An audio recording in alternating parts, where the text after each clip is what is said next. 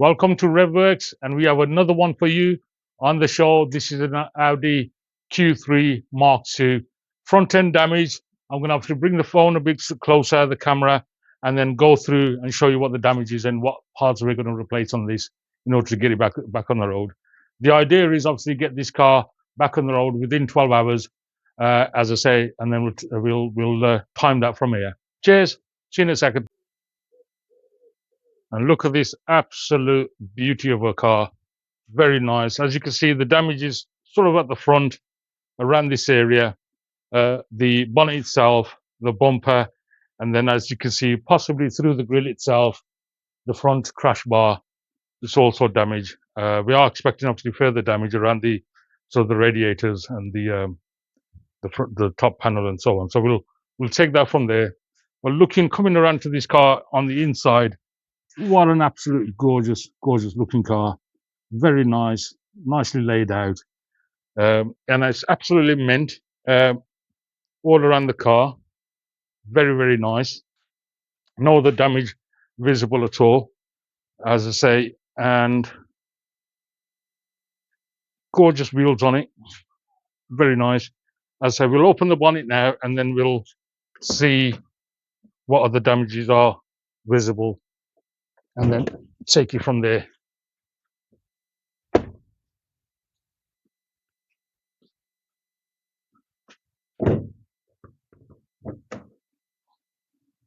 Right, so here we are. You can actually see the wings. All the flitches on this side are absolutely perfect.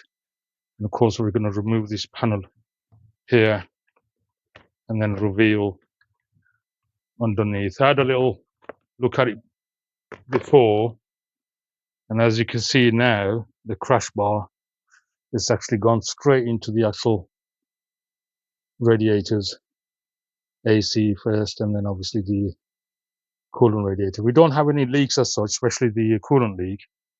But as I say, we are going to sort of strip all this down and then see what needs to be replaced on that side. Again, we have a very, very slight damage on the actual headlight itself. Again, we can reuse it, but we'll see if we can get another light if possible and take it from there. Right, let's put it on times lapse and then carry on from there. Right, so let's get this car jacked up, get all the axle stands underneath it. Safety first, says the man who's wearing the slippers. But yeah, so it'll make it easier, get all the under trays off, so you can get some better access with the removing the bumper and the radiator pack. And so you can see me jacking up now, putting the axle stands underneath, giving it support. Then obviously, remove the side trims, under trays. Take the first one, the small one off first. Get onto the big under tray, which is directly underneath the engine. Take all that off. Then get onto the side trims, the arch trims on the wings. Give you a better access for the bolts on the bumper. Take the bumper off. You can get that out of the way. And then you can assess the damage, as you can see now. So once that's all done, remove the crash bar, get all that out of the way, get all the headlights off. So you can have and then all the hose pipes off and the electrical connection for the fans. Take all that off. And then we can start taking the rad pack off. And then obviously once I took all that off, you'll notice on the next clip a bit of the damage on the headlight. It wasn't as small as I thought it would be, but you'll see that next.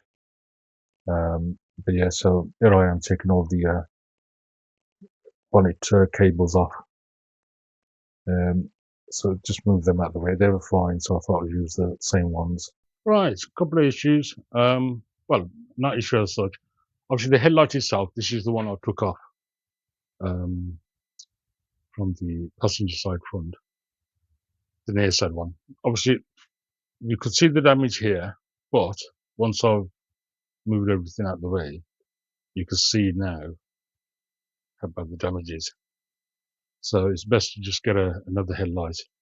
I thought I might get away with it just by just being this, but as I say, now it's going to need a new headlight. So that's one. And the other one that I've come across is the damage right there. This is the oil cooler. Now you can see just about there, it's going to cause a lot of restriction. So it's best to get one of these and replace it whilst we've got everything off.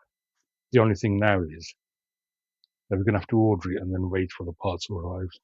And nothing, well, as I say, there's no point putting anything on now, really. Otherwise, it'd be hard to do that. So, yeah. So so that's it, really. Yeah. So the next step is now obviously we're going to order this in, and then get that replaced.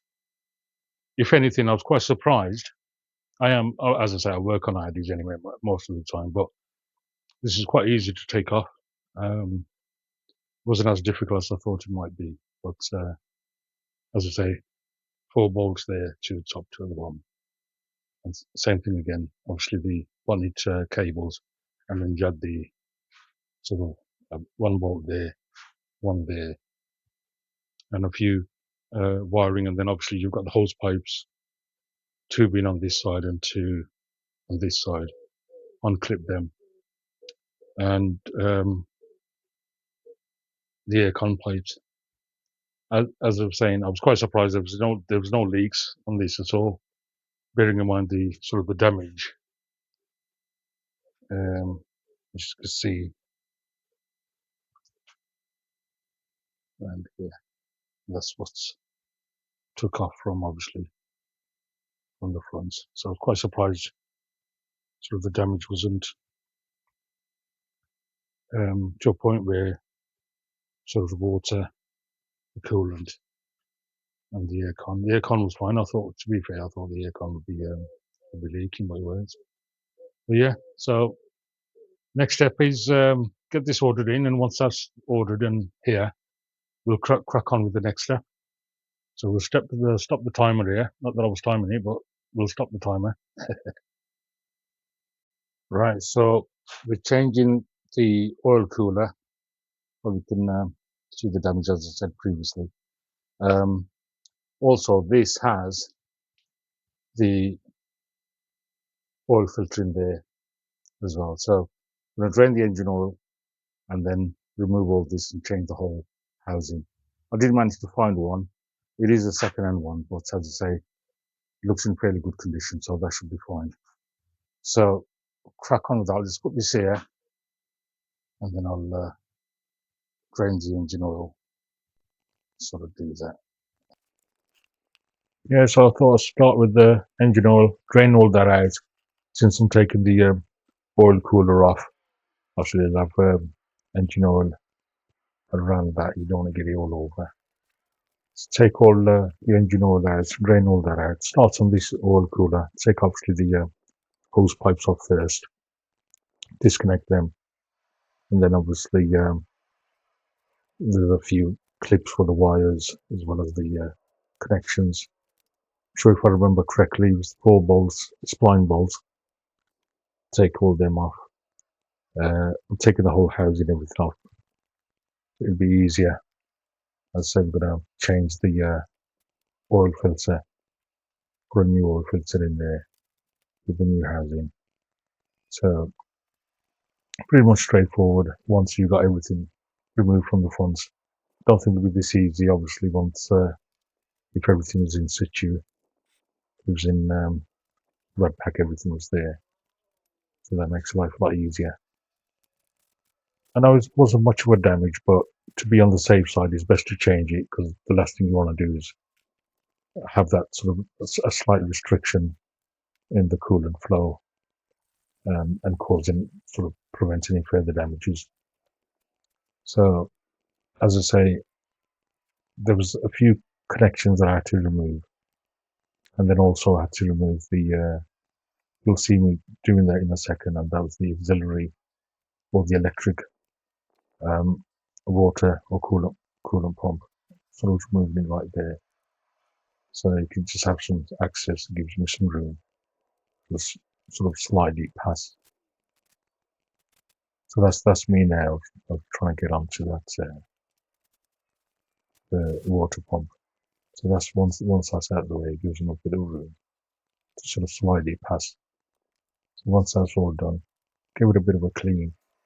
Once that's all clean, change the sort of the oil filter with the once I had it on the bench. Fits all that back on. Yeah, bolts back in again. I'm just running up with the with the gun, not too tight at the minute. Then I'm going to use a ratchet and then torque it down with my wrist. And once that's done, put all the pipes, the wires back in first, and then the hose pipes back on. I had to remove, if I remember correctly, the crank sensor connection. I had to remove that out of the way. It was a bit difficult. Not too hard, shall I say, but it was just the gap. It's not much room there to take that off. So managed to get that off. As you can see, I had to use the long nose pliers to get to it. So here I am. We obviously got the rad pack, and that did come with the fan. But unfortunately, when they removed the rad pack, they've broke the connection. So I had to take the connection itself from the old one and fit it onto the new rad. So rad pack's back on. I've decided in the end, rather than trying to get a headlight, is just to replace the lens. So I've managed to take all the lens off. It's a bit difficult, and then get a new lens and fit all that on. And as I said, I've done that right at the end of the day, so I can sort of leave it overnight. So it's nice and dry for the morning. So here I am, all dried, fitting it back in again. That's all, the headlights back in, all connected. So once that's done, I build the bumper. We got that back from the body shop, all sprayed up. So I had to build the bumper back up again. So I've done all that, build it all together. Once that was all built together, fit it back on, put all the trims, everything back on. I am a bit fussy about making sure all the screws and bolts are in the correct place. So I do take a bit of time doing that. So once all that was done, get all the jack out, jack the car up, get all the axle stands out. I bled the coolant, topped up the coolant. That was all bled. That was all working fine. Once all this is done, it's going to go to the body shop for a bit of a polish and mop. I've replaced the bonnet. I lost the sort of the recording on that, but I replaced the bonnet. You probably might have seen a bit of the footage of. Right, so that's the sort of the Q3 all done and finished. Bumper, everything on, bonnet on. One headlight, we had to change the lens on that. As I say, we've done all these trims, vinyl wrap on the trims, and the original badge. So yeah, so it's all done. There was no airbags gone on it, which is good. And that's it really. Ready to go back into body shop. It's going to have a bit of a mopping and what have you. And that's it. So it's all working, all good, well, and all that side. Thank you very much again. Please follow and subscribe and share if you can. And sure to get some more videos out. I've still obviously got the Seat Cupra to finish off. I know, but we'll get there in the end. But as I say, see you on the next video. I'll say thank you, cheers, bye.